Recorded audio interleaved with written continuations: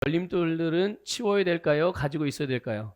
네, 치워야 돼. 빨리 치워야 됩니다. 네, 그래서 하나님께서 우리에게 주신 존귀한 인생을 살아가는데 걸림돌들이 있다면 여러분 오늘 말씀을 통해서 싹 제거하고 정말 막힘없이 제한 없이 걸림 없이 전진만 하는 우리 모든 성도님이 되시기를 주님의 이름으로 축복합니다. 우리가 이제 지난주에 성경적인 겸손에 대해서 함께 말씀을 나눴습니다. 여러분 그래서 우리가 하나님의 자녀로서 우리가 바른 태도를 갖는데 가장 중요한 태도, 마음가짐, 또 성품 그게 있다면 그것이 바로 겸손이에요. 우리가 어떻게 하나님 앞에 바른 태도를 가지고 살아갈까? 어떻게 하나님이 우리에게 말씀하시고 하나님께서 우리에게 주신 그 말씀대로 풍성한 삶, 또 승리하는 삶을 우리의 삶에 실제로 누리고 살 수 있을까? 그것의 가장 근간이 되어지는 태도가 바로 이 겸손입니다. 그래서 성경에서 말하는 겸손, 그 겸손은 하나님께 복종하는 것이라고 말씀을 드렸어요. 누구에게 복종하는 거라고요? 네, 성경적인 겸손은 하나님께 복종하는 거예요. 이거를 조금 풀어서 말씀을 드리면 자기의 방법에서 물러서서 하나님께 나를 양보하는 거고요. 그래서 하나님의 방법을 따르는 겁니다. 교회에서 예배드릴 때뿐만 아니라 기도할 때뿐만 아니라 우리가 삶을 다루는 일, 내가 가정을 이렇게 돌보고 내가 회사를 돌보고 직장 생활을 하고 또 우리가 사회 생활을 하고 관계들을 맺고 또 어떤 나의 인격과 나의 감정과 내 인생의 어떠한 계획들 이런 모든 것들을 다루는 우리의 전반적인 삶이죠. 우리의 인생입니다. 이것들을 하나님의 방법을 따라 다루어가는 그것이 바로 성경에서 말하는 겸손입니다. 그래서 지난주에 우리가 함께 고백하기도 했는데 하나님의 말씀 앞에서 언제든지 내 생각과 방법을 내려놓고 물러서는 태도가 겸손입니다. 중요한 건 언제든지죠. 그렇죠? 하나님의 말씀 앞에서 언제든지 내가 물러설 수 있는 그런 태도가 바로 겸손인 거거든요. 그런데 이렇게 겸손한 자들을 하나님께서는 존귀한 자리로 이끄신다고 약속하셨어요. 믿습니까?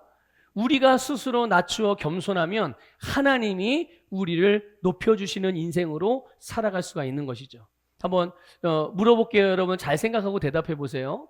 여러분들 스스로 여러분의 인생을 높이기 위해서 그렇게 애쓰고 노력하면서 살아가는 게 좋겠습니까? 아니면 하나님이 나를 높여주는 인생으로 살아가는 게 좋겠습니까? 네, 당연히 하나님이 나를 내가 높아지고 내가 성공하고 내가 잘 살아보겠다고 아둥바둥하고 고군분투하며 살아가는 거 그렇게 살 수 있습니다. 그렇게 살 수 있어요. 하지만 그것이 우리에게 진짜 내가 원하고 기대하고 바랬던 그런 행복과 성공을 보장하느냐? 절대 그렇지 않다는 것이죠. 하지만 하나님이 높여주시는 인생에는 하나님께서 그에게 주신 모든 것이 이루어지게 되어지는 놀라운 역사가 일어나게 되는 줄 믿습니다. 그래서 바로 이런 것이 하나님께서 높여주시는 인생으로서 정말 존귀한 인생으로 살아가는 것이 오늘 예수 그리스도를 믿고 거듭난 그리스도인들에게 하나님이 기대하시고 또한 그렇게 인도하시는 삶인 거예요. 여러분, 하나님은 절대로 여러분들을 구렁텅이로 빠뜨려 인도하시는 분이 아니라는 것을 믿으시길 바랍니다. 하나님은 항상 우리를 좋은 곳으로 인도하시는 분이세요. 이거를 여러분의 중심으로부터 믿으셔야 합니다.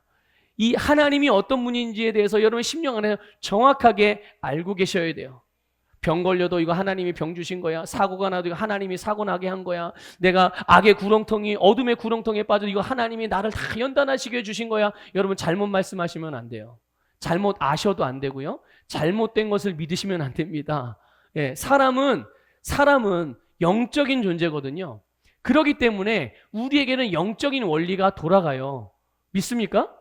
내가 인정하든 안 하든 내 삶의 내 인생 나라는 존재 안에는 영적인 원리가 돌아가거든요. 근데 그 영적인 원리 중에 가장 강력한 원리가 믿음의 원리입니다. 그래서 내가 잘못된 거를 믿으면 어떻게 될까요? 내 인생이. 사람은 영적인 존재이고 그 믿음의 영적인 원리대로 움직이기 때문에 내가 잘못된 거를 믿으면 내 인생에도 반드시 잘못된 열매가 나타나게 돼요. 반대로 내가 진짜 정확한 진리를, 바른 것을 믿는다면 우리의 삶에 어떤 일이 일어날까요? 내가 믿는 바른 진리의 열매들이 나타나게 되는 줄 믿습니다. 그래서 여러분, 우리의 심령 안에 하나님에 대해서 제대로 정확하게 알고 계셔야 되고, 주님의 진리의 말씀을 정확하게 믿어야 되는 것이 가장 중요한 부분이에요. 여러분, 우리가 이 겸손에 대한 부분들도 마찬가지입니다. 그냥 사람들 앞에 아예 잘 못해요. 뭐 아예 내가 할 수 있지만 그냥 못한다고 그러고 안 한다고 그러고 그게 겸손이 아니에요. 그게 겸손이 아니라 성경적인 겸손, 진짜 겸손은 하나님 앞에서 내 자신의 생각과 의지가 하나님의 말씀과 다르다면 항상 그것들을 뒤로 물리고 하나님의 말씀을, 하나님의 방법을 선택하고 그렇게 살아가는 태도, 그런 자들을 하나님이 높여주시는 줄 믿습니다. 그런데 여러분, 이렇게 하나님이 높여주시는 삶이 존귀한 삶인데, 이런 존귀한 삶을 살아가지 못하게 하는 걸림돌이 있어요. 그 걸림돌이 바로 교만입니다. 그 걸림돌이 뭐라고요? 네, 교만이 우리로 하여금 하나님이 높여주시는 존귀한 삶을 살지 못하게 하는 그런 걸림돌이라는 말이죠. 여러분, 하나님께서 오늘 본문을, 우리가 읽은 본문 말씀을 보게 되면요, 하나님께서요 모든 사람들을 구원하시기 위해서 수많은 종들, 수차례나 하나님의 종, 하나님의 선지자들을 보냈어요, 이 세상에. 그런데 사람들이 그들을 어떻게 대우했죠? 사람들은 그들을 때리기도 하고 능욕하기도 하고, 그래서 그냥 부끄러운 수치심을 가지고 주인에게 돌려보냈어요. 그래서 결국 하나님이 어떻게 합니까? 하나님이 당신의 아들 예수님을 보내셨는데요, 그 하나님 보내신 아들 예수님마저도 사람들이 그 아들을 받아들이지 않고 죽음에 내어줬다는 것이죠. 자기들의 손으로 십자가에 못 박아 죽였다는 말이에요. 이 내용을 비유로 하신 말씀이 오늘 본문 말씀이에요. 포도원 농부의 비유로.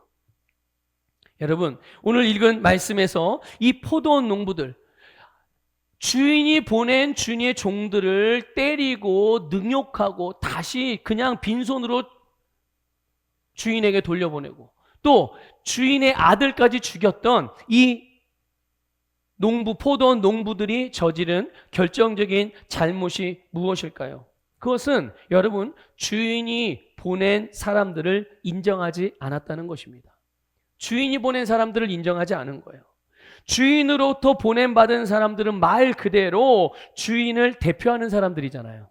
그렇죠? 주인을 대표하는 사람들이에요. 그래서 우리나라도, 여러분, 각 나라들도 대통령이 직접 가지 못하면 누구를 보냅니까? 특사를 보내요. 근데 특사는 누구의 자격으로 가는지 혹시 아시나요?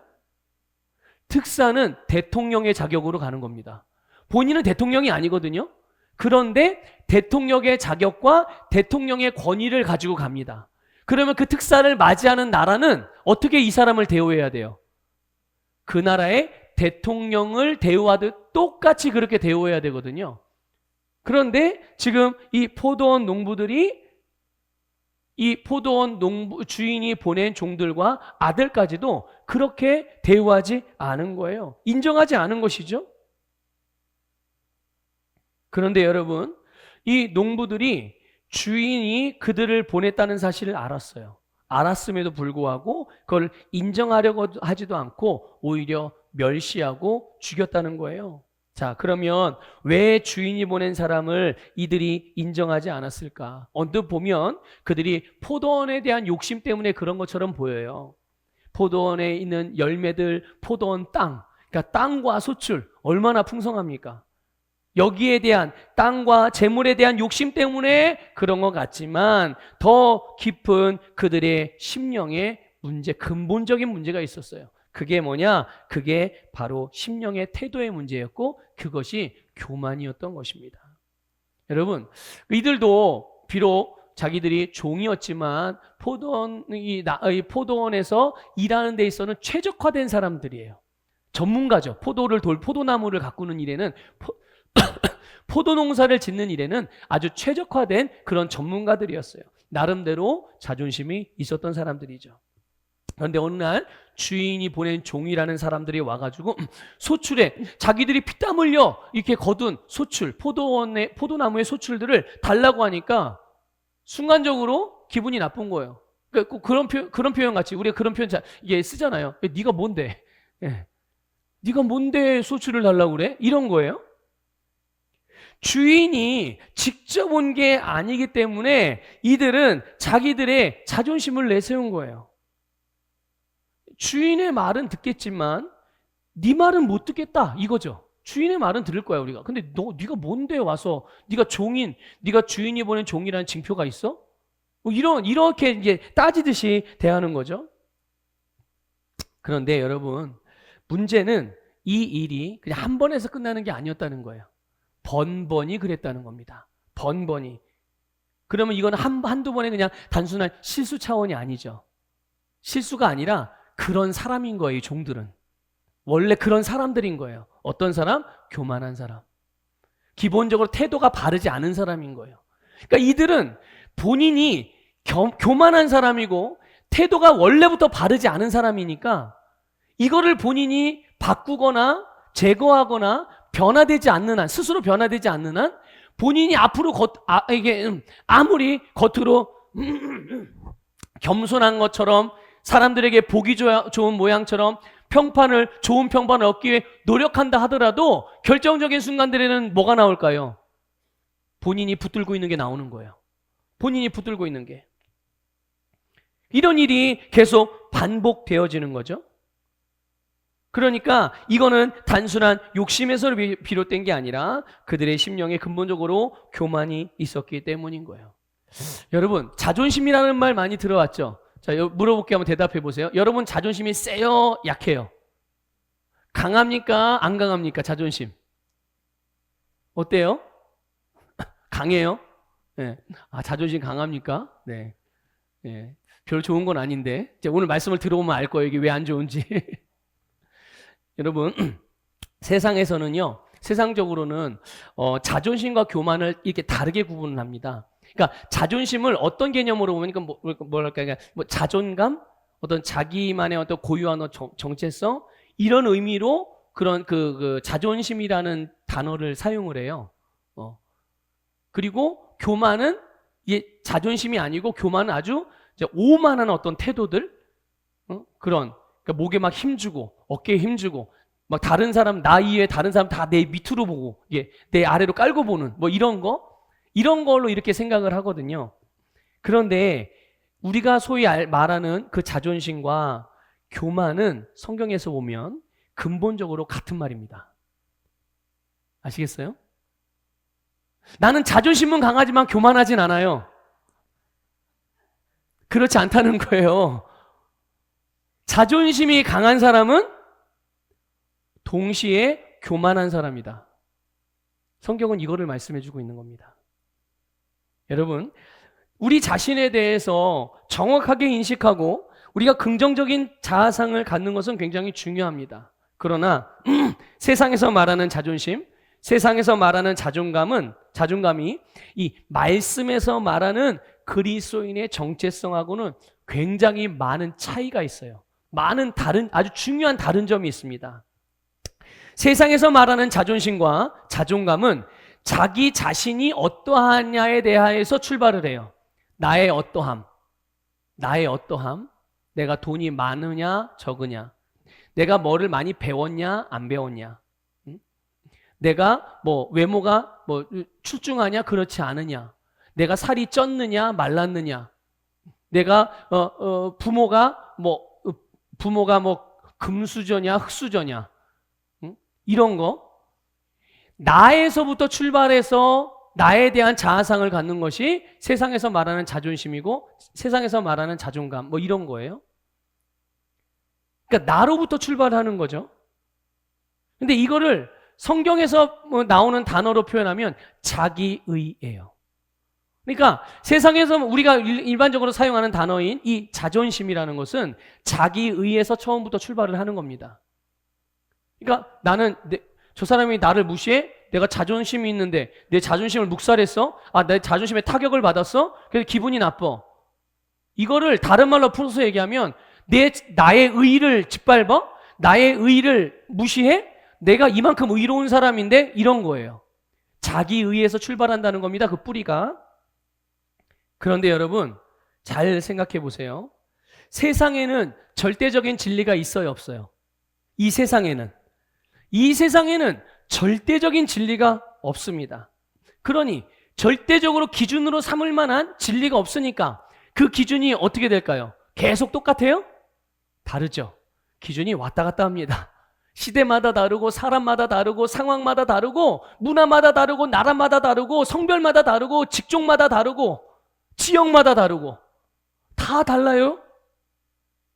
그래서 내가 지금 어떠한지를 가늠하기 위해서 지금 내가 어떠한 지금 내 자존심이 얼만큼이 되는지 내가 지금 어떤 존재감을 가지고 있는지 내가 지금 어떻게 사람들에게 평가를 받고 있는지 내가 지금 어떤 수준인지를 내가 알려면 이해하려면 어떤 과정이 필요하겠어요?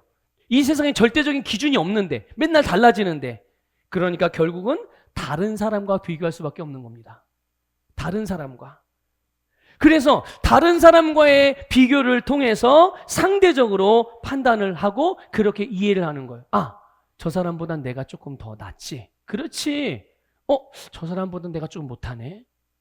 이렇게 해서 다른 사람과의 비교를 통하여 자기의 자존심이 얼만큼이구나. 나의 자존감이 이 정도구나. 아, 내가 이런 사람이구나. 이렇게 이해를 하는 거죠. 그러니까 이 세상에서 말하는 자존심의 근간에는 다른 사람과 비교하는 이 비교의식이 깔려 있고요. 그래서 그 비교를 통해서 나보다 나은 사람을 보면 어떻게 됩니까? 내가 열등하게 생각이 돼. 열등감을 갖는 거죠. 또 누군가가 나보다 못한 것처럼 보이는 거죠. 비교해서. 그러면 그 사람에 대해서 내가 이제 어떤 마음을 가져요? 우월감을 갖는 겁니다. 열등감이든 우월감이든 모두가 다 교만에서 시작되어지는 거예요. 교만에서 시작되는 겁니다. 그래서 이런 비교의식을 통해서 자기의 자존심을 갖고 자신을 내세우고 높이려는 마음을 성경에서는 악한 마음이다라고 그랬어요. 무슨 마음이요? 네, 악한 마음. 이거를 한 단어로 교만 이렇게 표현한 겁니다. 그래서 여러분, 말씀에서 벗어난 자존심이 곧 교만이라는 것을 여러분 반드시 기억하시길 바라요. 뭐가 교만이라고요? 말씀에서 벗어난 자존심, 그것이 바로 교만인 거예요. 그래서 여러분, 한 가지 예를 들어보면요, 사람들이요 자기의 단점이나 문제점에 대해서 누군가가 지적을 하면 좋아해요, 싫어해요? 네, 싫어해요. 기분이 나쁜 거예요. 이 기분이 나쁘다는 말은 자존심이 상했다는 얘기예요. 자존심이 상했다는 얘기예요. 자, 왜 싫어하죠? 누군가가 내 단점과 이게 잘못된 점을 지적해주면 왜 싫어합니까? 내 심령의 바탕에 나는 그냥 자존심이라고 생각을 하겠지만 저 사람이 나를 무시한다는 것으로 생각을 하겠지만 실상은 교만이 있기 때문인 거예요. 교만이 있기 때문인 것입니다. 내가 교만을 지금 붙들고 있기 때문인 거예요. 이게 내가 자존심이라고 착각을 한다니까요. 이게 나를 지켜주는, 나를 사람들로부터 무시당하지 않게 나를 지탱해주는 힘이라고 생각을 하는 거예요. 여러분, 사단이 주는 거짓 정보와 거짓말에 절대 속으시면 안 됩니다. 이거를 붙들고 있는 한 여러분 절대로 존귀한 자리로 나아갈 수 없어요. 존귀한 자리로 나아갈 수 없어요. 사람들이 가끔 저에게 그런 이야기하는 분들이 가끔 있어요. 너는 무시당하는데 기분 안 나쁘냐?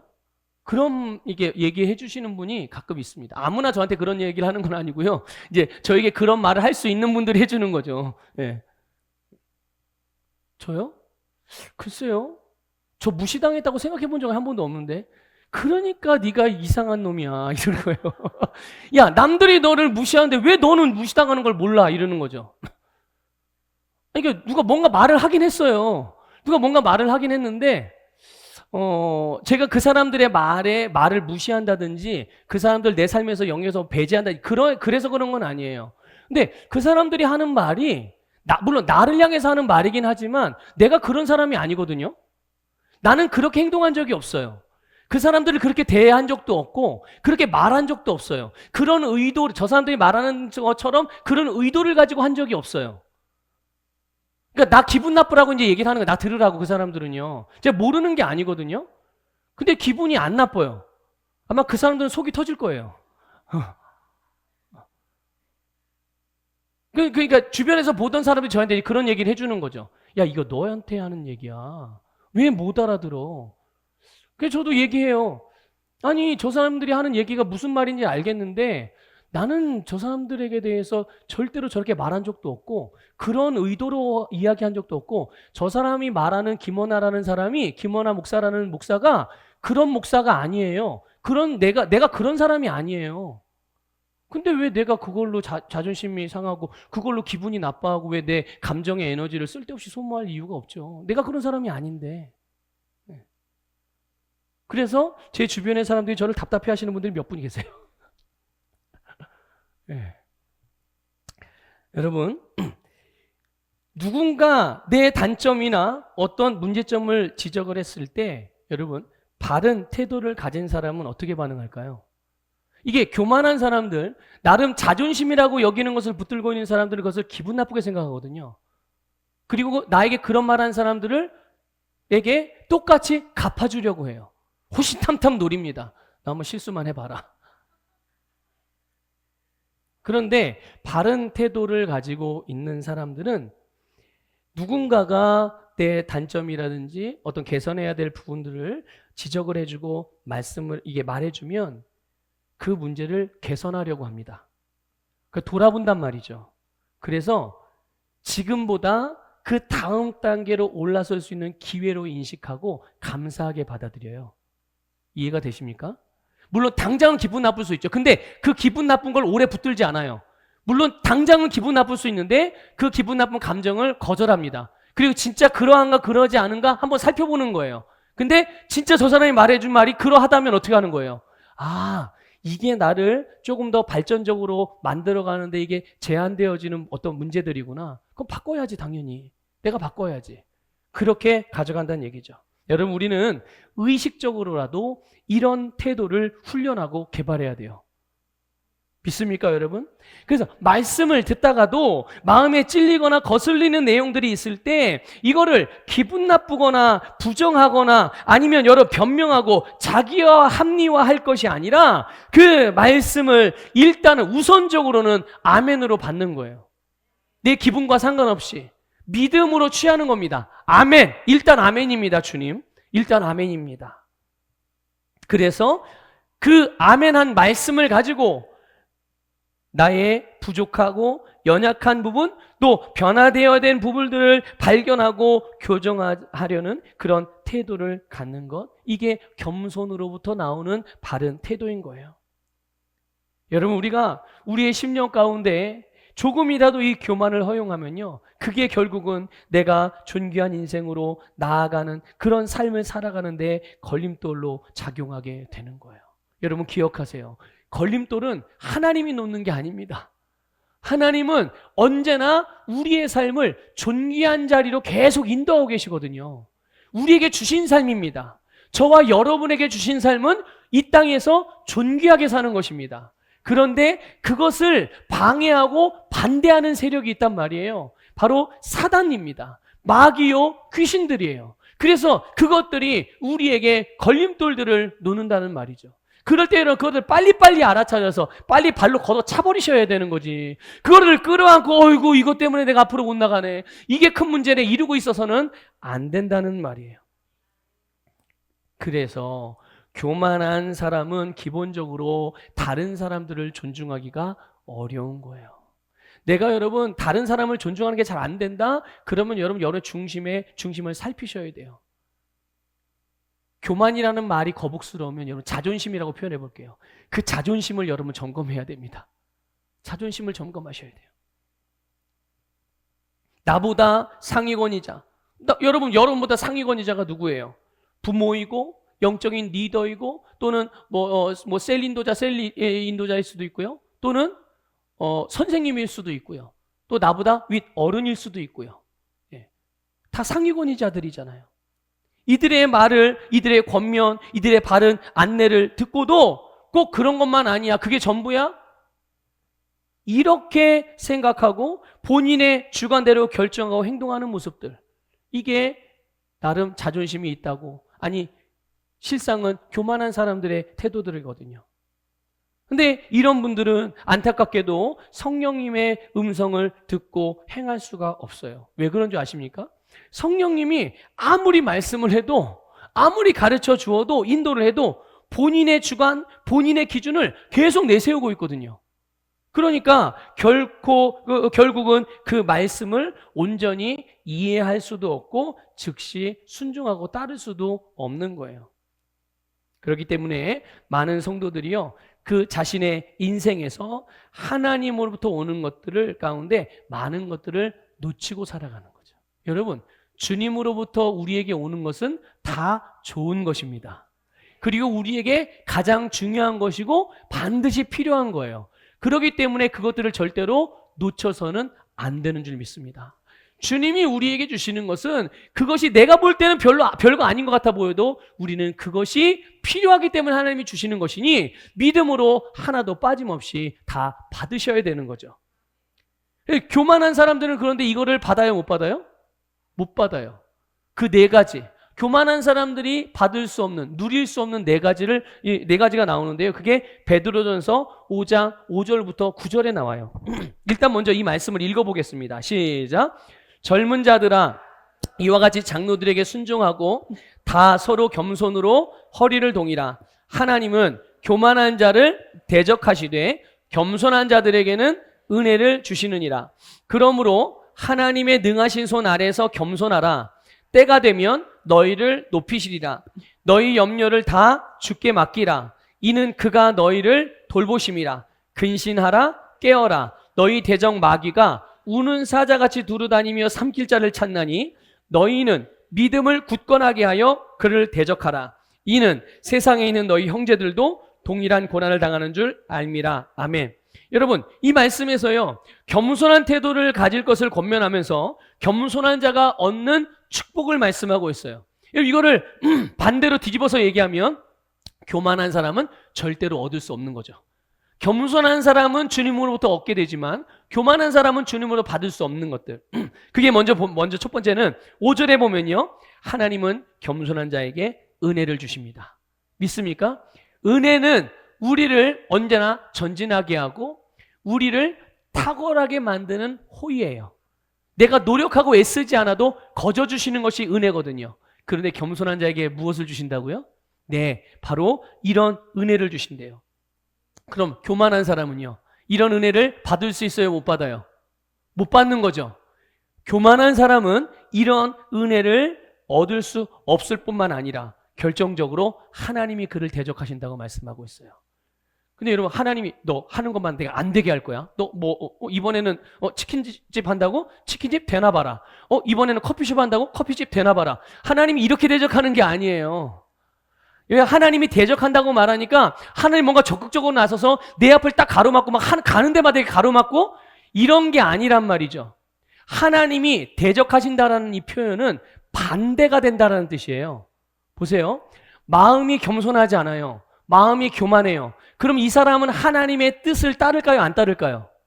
안 따르죠. 하나님과 항상 반대되는 생각을 갖고 있어요. 그럼 이 사람에게 있어서는 하나님의 뜻은 항상 나의 뭐가 되는 거예요? 반대가 되는 거예요. 왜 하나님은 꼭 내가 하는 것만 못하게 해? 하나님은 꼭 이상하게 내가 좋아하는 것만 하나님은 싫어하시더라? 내가 하려고 하는 것만 하나님은 못하게 하시더라? 꼭 그런 거 있잖아요. 이상하게 몸에 좋은 건 다 내가 좋아하는 음식이에요, 싫어하는 음식이에요. 내 몸에 건강한 음식은요, 내가 별로 좋아하지 않은 음식이에요. 그래서 내가 싫어하는 음식만 먹으면 내 몸은 어떻게 될까요? 내가 싫어하는 음식만 찾아 먹으면 내 몸은 건강해집니다. 그리고 내가 좋아하고 입에 달콤한 그런 음식만 먹으면 내 건강은 어떻게 될까요? 점점점 쇠약해집니다. 꼭 그런 것 같아요. 그런 거. 그런 의미에서 이 하나님이 대적하시는 표현을 쓰는 겁니다.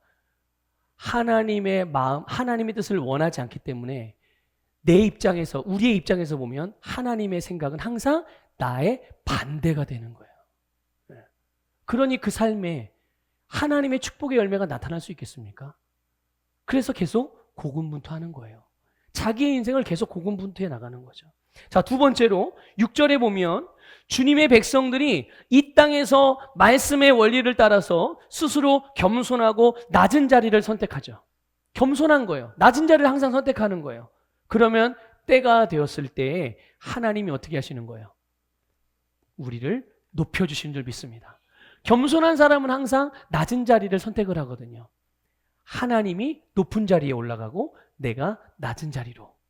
그러면 하나님이 높여주세요. 반대로 교만한 사람은요, 아무리 시간이 지나도 높아지지 않습니다. 이 교만한 사람의 삶의 방향은, 삶의 추구하는 바는 뭘까요? 항상 높아지기를 추구하거든요.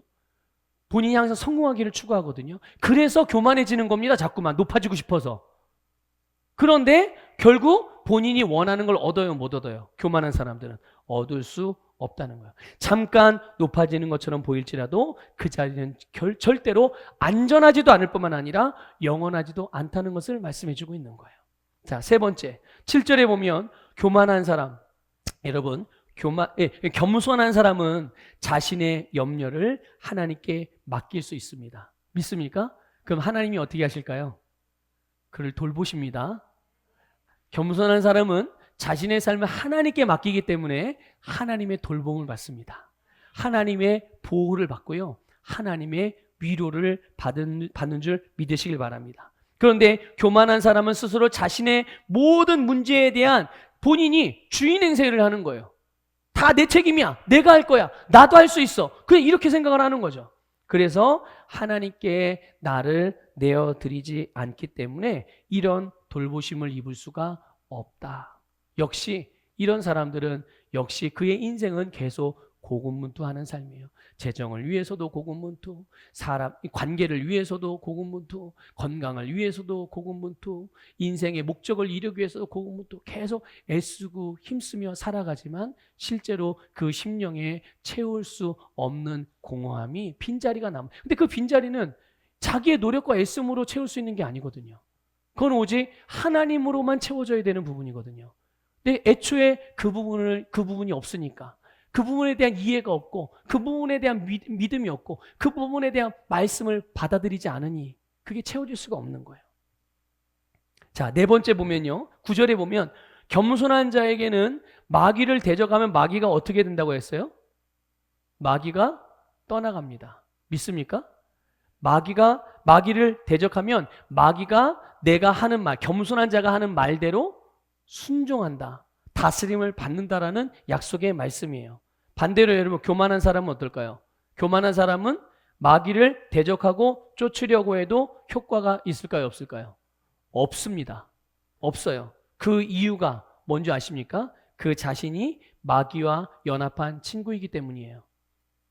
아니, 어떻게 교만하다고 마귀의 친구가 될 수 있을까요? 친구가 될 수 있죠. 왜 그렇게 말씀을 드리냐면요, 교만은 어디로부터 오는 겁니까? 자, 하나님의 성품일까요? 마귀의 성품일까요? 교만은 마귀의 성품입니다. 마귀의 성품인데 이 마귀로부터 온 마귀의 성품이기 때문에 교만한 사람은 이런 거죠. 항상 내 몸에 이런 손잡이를 달고 있는 거예요, 이렇게. 근데 이거를 잡을 수 있는 존재는 마귀밖에 없어요. 마귀를 위한 손잡이. 이 손잡이 이름을 뭐라고 그러는지 아세요? 이걸 교만이라고 그러는 겁니다. 이걸 교만이라고 그러는 거예요. 그래서 교만한 사람은 항상 마귀가 원하면 어느 때든지 마귀가 탁 잡을 수 있는 손잡이를 가지고 있다고 생각하시면 됩니다.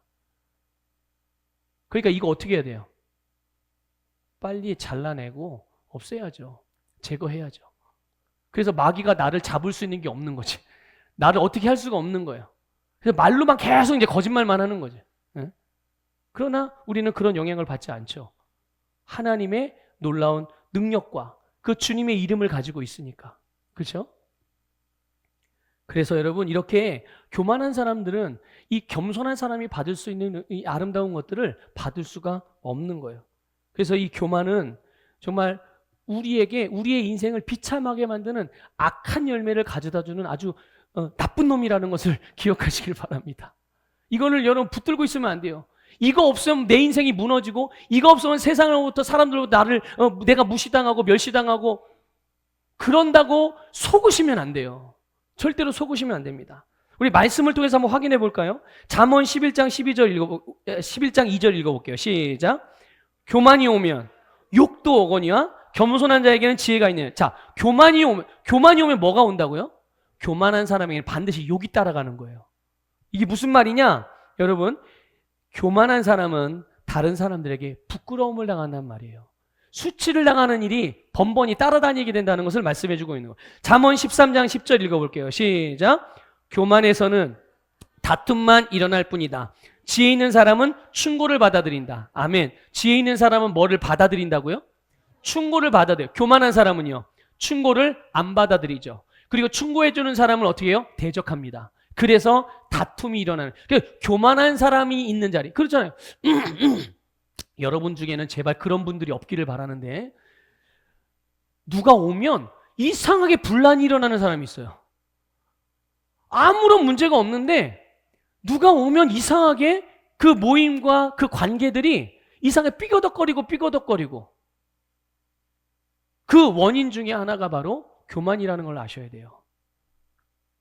그래서 교만한 사람은 스스로를 지혜롭게 여기기 때문에 다른 사람의 권면이나 충고를 거절합니다. 그리고 온갖 다툼에 휘말리게 돼요. 여러분, 부부간이든 형제간이든 사람 사이에 다툼이 있을 때는 항상 그 근원에 이 교만의 문제가 있다는 것을 빨리 알아차리고 여러분 거기에서 빠져나오시기를 주님의 이름으로 권면을 드립니다. 잠언 16장 18절도 읽어볼게요. 시작.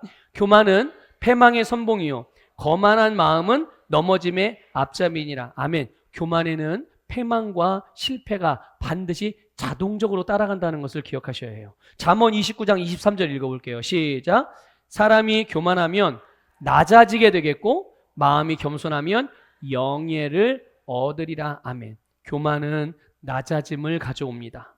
그래서 교만한 사람은 그 삶에서 점점 낮아지게 되는 거죠. 주님은 우리를 점점 높은 자리로 인도하시는데 교만한 사람은 살면 살수록 시간이 가면 갈수록 하면 할수록 계속 낮아지게 된다는 것을 알려주고 있어요. 여러분, 지금 잠언에 있는 성경 구절들을 몇 구절을 우리가 함께 읽었거든요. 이런 여기에 나오는 열매들이 교만이 주는 악한 열매들이에요. 부끄러움, 수치죠. 다툼, 패망, 실패, 점점 후퇴하고 낮아지는 것. 여러분, 이것이 하나님의 자녀들에게 주신 하나님의 축복일까요? 그렇습니까? 당연히 아니죠.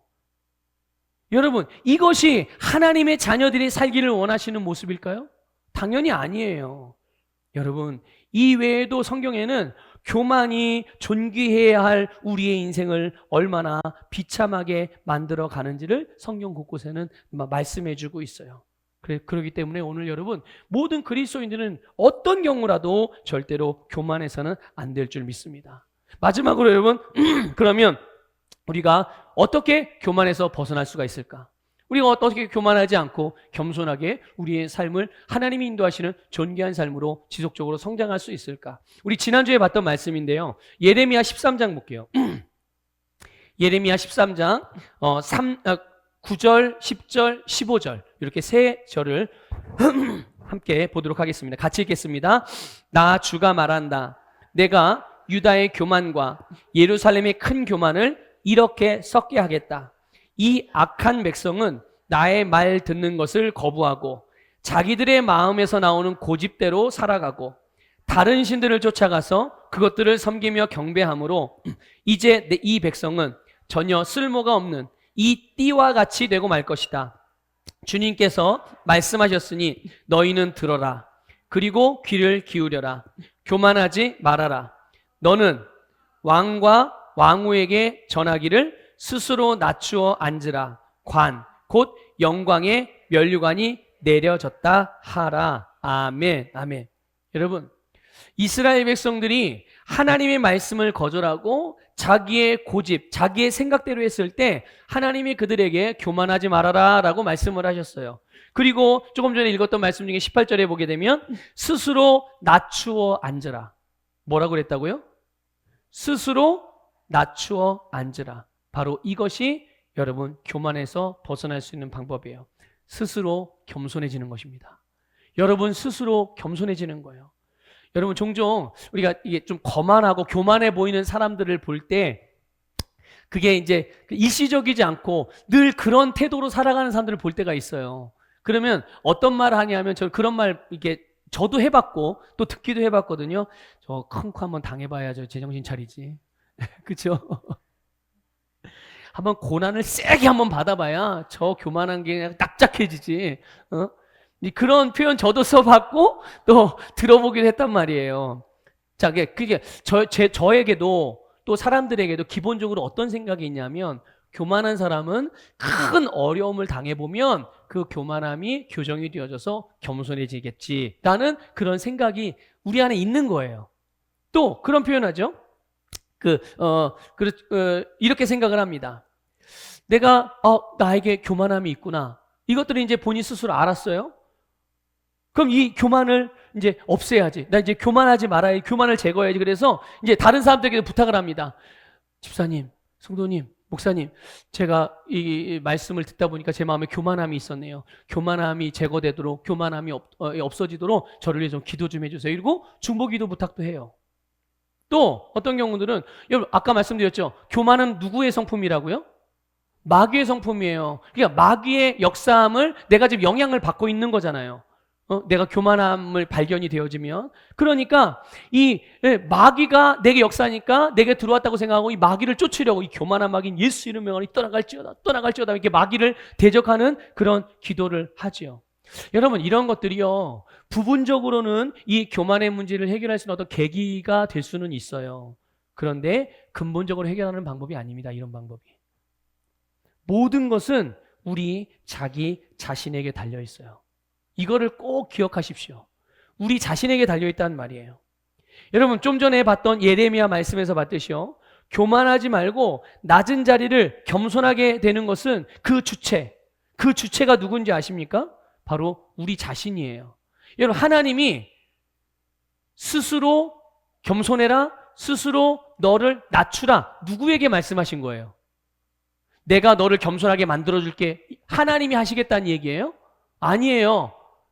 우리 보고 스스로 낮추라. 그러니까 스스로 낮추는 교만을 거절하고 겸손을 선택하는 이 주체가 누구냐는 거예요. 하나님이에요? 아니요. 우리예요. 우리 자신에게 주님이 말씀을 하신 겁니다. 그래서 여러분, 마귀가 어떤 상황이나 어떤 환경이나 그런 가운데서 우리의 감각을 통해서 우리의 변화되지 않은 어떤 태도들, 그런 생각들을 통해서 마귀가 잘못된 생각을 넣어준다든지 우리의 감각을 바르지 않게 기능하게 유혹을 한다든지 그런다고 하더라도 그것을 붙잡느냐 붙잡지 않느냐, 그것을 내가 받아들이느냐 거절하느냐의 선택은 누가 하는 거예요? 우리 자신이 하는 겁니다. 그런 의미에서 여러분 이 모든 것이 우리에게 달려있다라고 말씀을 드리는 거예요. 여러분 상황이 어려워지거나 어떤 문제가 생길 때까지 기다리는 것은 굉장히 어리석은 일이에요. 내가 문제를 만나면 큰 어려움이 생기면 그때 내가 돌이킬게요. 그때 내가 교만을 버리고 겸손해질게요. 이거 굉장히 어리석은 일입니다. 그러지 말고 여러분 매 순간순간마다 또 매 시간마다 우리에게 주어지는 말씀에 항상 내 심령을 비춰서 내 안에 어둠을 발견했다면 우리는 즉시 그것들을 교정하고 바꾸기로 결단하시기를 축복합니다. 나는 언제든지 말씀이 나에게 빛을 비춰주시면 내 안에 어둠이 있을 때 그 어둠은 내가 항상 몰아낸다. 그 즉시 이런 결단이 있어야 되는 거예요. 여러분 하나님은 우리에게 절대로 강요하시는 분이 아니세요. 알고 계시죠? 우리에게 뭔가를 억지로 시키시는 분이 아니라는 걸 꼭 아셔야 됩니다. 내가 하기 싫은데 막 등 떠밀어 낭떠러지고 떨어지게 만드는 분이 아니에요. 독수리처럼. 독수리가 여러분 새끼 어떻게 단련하는지 알죠? 새끼가 어느 정도 크면요 한 번도 둥지에서 나가본 적이 없어요. 그런데 독수리가 이게 자기 부리로 떠밀든지 아니면 자기의 발로 들어서 떨어뜨리든지, 그래서 한 번도 둥지 밖으로 나가본 적도 없고 날개짓을 해본 적도 없는 새끼를 그냥 떨어뜨립니다. 그래서 자기가 날개짓을 해서 살아남는 놈만 자기 새끼로 인정하고 걔만 돌봐요. 그럼 떨어진 애들은 어떻게 돼요? 죽습니다. 그냥. 그러니까 끝나는 거예요. 자, 하나님이 우리를 그렇게 하시나요? 하나님은 우리를 그렇게 인도하시는 분이 아니십니다. 하나님이 억지로 우리에게 뭔가를 떠밀어서 하게 만드시는 분이 아니라는 것을 기억하시길 바라요. 하나님의 성품이 그게 아니거든요. 그래서 여러분, 오늘 우리의 심령을 꽉 단단하게 걸어 잠그고 완고한 자세로 버티고 있는 것이 아니라, 여러분, 하나님께서 내게 말씀을 주셨다면 그 말씀 안에는 그것을 행하고 이룰 수 있는 능력이 함께 오는 거거든요. 다시 말씀드릴게요. 하나님이 나에게 뭔가를 말씀해 주셨어요. 뭔가를 알게 하셨어요. 그러면 그것은 단순히 말씀의 지식만을 주신 것이 아니라 그 말씀을 행하고 이룰 수 있는 능력도 함께 주신 겁니다. 이걸 여러분 믿음으로 잘 아시고 받으셔야 돼요. 그렇기 때문에 말씀은 저렇게 했어도 말씀은 주님이 나에게 주셨지만 나는 그걸 할 수 없어 라고 그렇게 반응하시면 안 되는 거예요. 말씀에 주어졌으면 그 말씀을 행할 수 있는 능력도 우리에게 주신 것이기 때문에 우리 안에 있는 이 의인의 생명, 하나님과 같은 종류의 이 생명으로서 기능하여서 교만에서 빠져나와 겸손으로 들어가는 여러분이 되시기를 주님의 이름으로 축복합니다.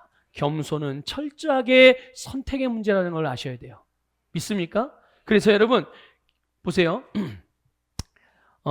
저절로 겸손해지는 사람도 없죠. 마찬가지로 절대로 겸손할 수 없는, 아예 그냥 얘는 어떠한 경우에도 교만을 벗어날 수 없어라고 하는 사람도 없습니다. 언제든지 지금 당장이라도 우리는 겸손을 선택할 수 있고요. 우리가 겸손을 선택하는 한, 겸손을 선택하면 지금 즉시 우리는 겸손해질 수 있습니다.